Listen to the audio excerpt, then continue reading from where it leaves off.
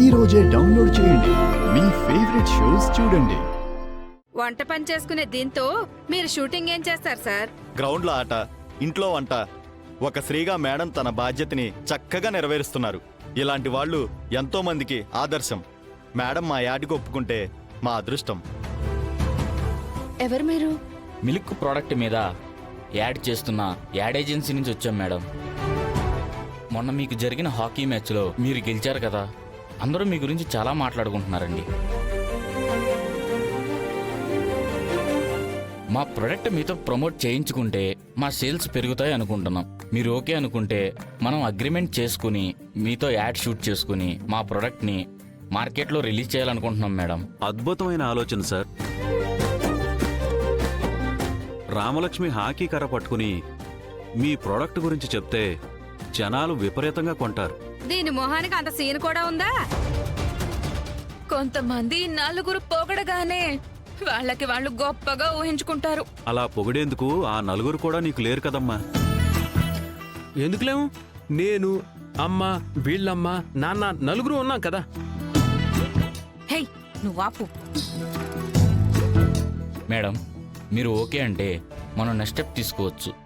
లేదండి, సారీ అండి, నాకు యాక్టింగ్ అవన్నీ ఇష్టం లేదండి. రాదని చెప్పు.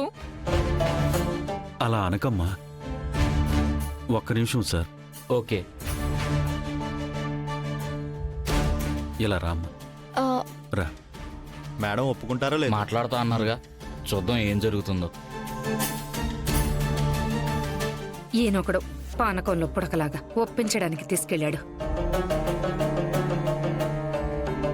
అమ్మా రామా, వాళ్ళు డబ్బులు కూడా ఇస్తారట.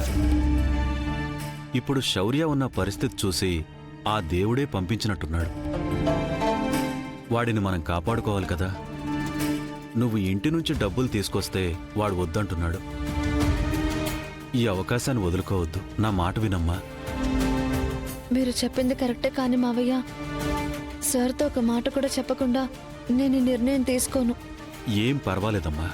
వాడితో మాట్లాడిన తర్వాతే వీళ్ళకి ఓకే చెప్పు. కాళ్ళదాకా వచ్చిన అవకాశాన్ని పోగొట్టుకోకు.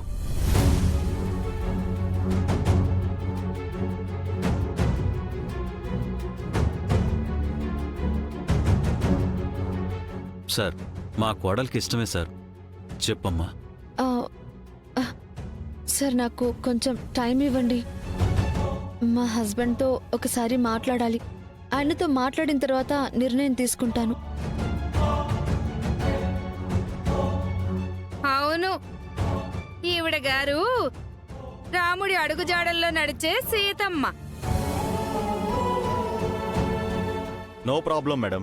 మీరు మీ హస్బెండ్తో మాట్లాడి మాకు మళ్ళీ కాల్ చేయండి. ఇదిగోండి మా visiting card. Out of curiosity అడుగుతున్నాను, మీ ప్రొడక్ట్కి బ్రాండ్ అంబాసిడర్గా ఉంటే మీరు ఎంత పే చేస్తారు? 10 లక్షలు సార్.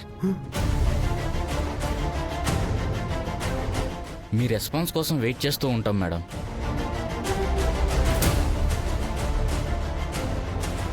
మావయ్య, ఈ విషయం సార్కి చెప్తే ఆయన ఒప్పుకోరు. నువ్వు చెప్పి చూడమ్మా. వాడు తప్పకుండా ఒప్పుకుంటాడు. వాడు ఒప్పుకోడు.